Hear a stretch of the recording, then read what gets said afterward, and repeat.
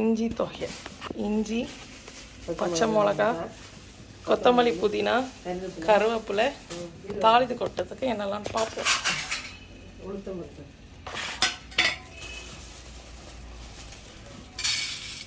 உளுத்தம் பருப்பு ஒரு கைப்பிடி.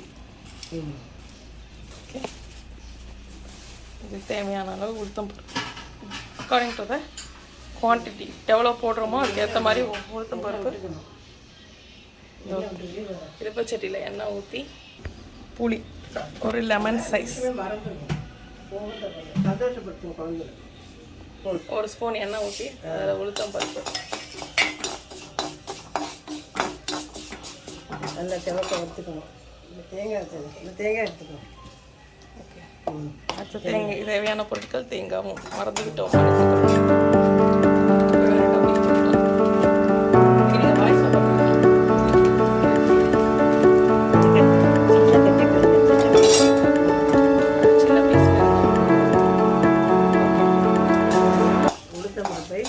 நன்றாக வறுத்துக்கொள்வோம். நன்றாக செவக்க வறுத்துக்கணும். வறுத்துட்டு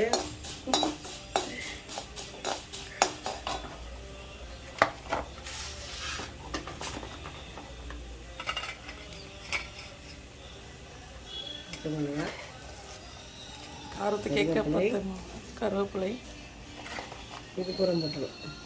இதை ஃபுல்லாக போட்டுரும். இஞ்சி காரம் இருக்கும், அதனால் பச்சை மிளகாய் பறிச்சுக்கணும்.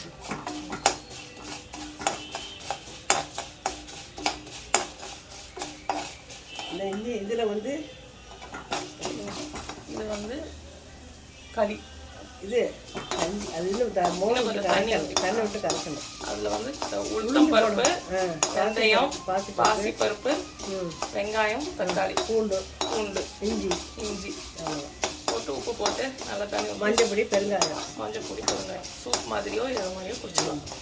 தயிர் விட்டு குடிச்சிக்கலாம். தயிர் விட்டும் இல்லை கிரேவி மாதிரி கிண்ணத்தில் வச்சு துவையில் வச்சு சாப்பிடலாம். அது பெட்டர். சூப்பில் ரொம்ப பசி தாங்காது.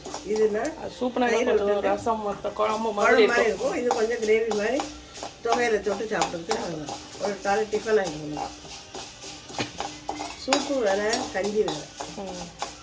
இல்லை, இதுதான் டம்ளரில் ஊற்றி குடிக்கணும். அப்படித்தானே குடிச்சு பழகிட்டேன். அவனுக்கு டம்ளரில் ஊற்றி குடித்தாலே சூப்பு தான். அதனால் 2024 கோப ஞாபகங்கள் எல்லாம் மறந்துடணும். இருக்கணும். ஒரு சில சீரியஸாக பேசுகிறேன். முடிஞ்சு இஞ்சி, புளி, புதினா, கொத்தமல்லி, கருவேப்பிலை, பச்சை மிளகாய் எல்லாம் போட்டு ஒன்றாக வதக்கும். கடைசியில் தேங்காயை சேர்த்துக்கணும்.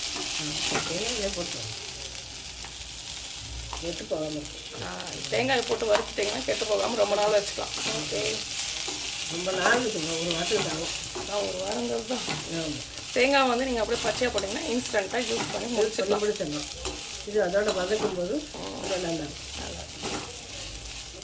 இது எதுக்கெல்லாம் நல்லதுன்னு சொல்கிறீங்களா? பித்தத்துக்கு, தலை சுத்தலுக்கு, இது அஜீரண கோளாறுக்கு, எல்லாத்துக்குமே நல்லது. ஓகே, பித்தம், தலை சுத்தல், அஜீரண கோளாறு எல்லாமே நல்லது. இது ஒரு மருத்துவ குணம் உடைந்த தொகையல். அதையும் போட்டு தேவையான அளவு